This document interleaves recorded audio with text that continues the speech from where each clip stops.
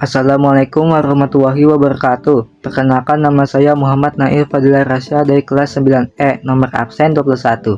Hari ini saya akan membacakan tentang kota tanpa buku. Tugas ini diberikan oleh guru bahasa Indonesiaku, Bapak Efri Dasril. Selamat menyaksikan. Kota tanpa buku. Pernahkah ke toko buku, perpustakaan, atau taman bacaan? Tidakkah kau merasa istimewa ketika berada di dalamnya? Di sekelilingmu ada berbagai tokoh dari dunia nyata dan khayal, tempat yang pernah kau kunjungi dan yang belum, informasi dan cerita dari masa lalu, masa kini, dan masa depan. Semua berpadu, semua berada dalam genggamanmu. Saat berada di antara buku, tidakkah kau merasa menjadi raja dan ratu? Ruang dan waktu seolah menyatu tanpa batas. Kau bisa terbang melintasi sekat negara dan melewati berbagai zaman. Kau bisa menyelam ke dalam samudra, melayang di angkasa, bercanda dengan aneka satwa, dan berkelana di tengah padatnya kota, juga di rimba raya. Kau tahu, buku adalah jendela dunia, kunci pengetahuan, dan pintu wawasan.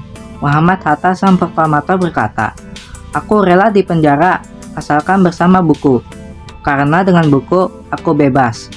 Melalui buku, manusia terbebas dari ketidaktahuan. Tempat-tempat yang dipenuhi buku adalah harapan berkembangnya pengetahuan dan wawasan. Apa jadinya jika kota tanpa buku? Pantaskah dia disebut kota? Di kota itu, mungkin kabar datang dari sumber lain, dari koran, televisi, atau internet. Mungkin informasi dan cerita datang dari cerita nenek moyang, bagai dongeng-dongeng sebelum tidur. Irama warganya pun tiada beda. Bangun pagi, bertebaran di muka bumi, untuk berbagai keperluan, untuk kembali pulang siang atau sore harinya. Setelah itu, mereka berangkat tidur dan memulai lagi hari berikutnya. Semua serupa.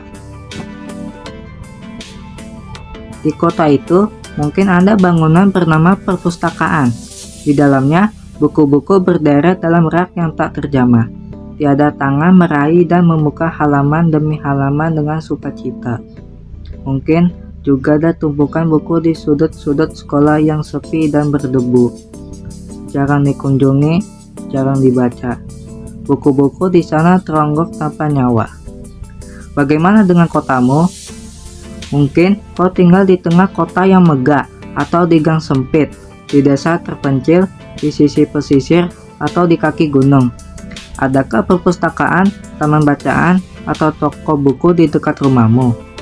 Jika ada, apakah tempat itu menjadi wadah berkumpulnya anak-anak dan warga, menjadi pusat berkembangnya wawasan dan pengetahuan, atau hanya menjadi pajangan?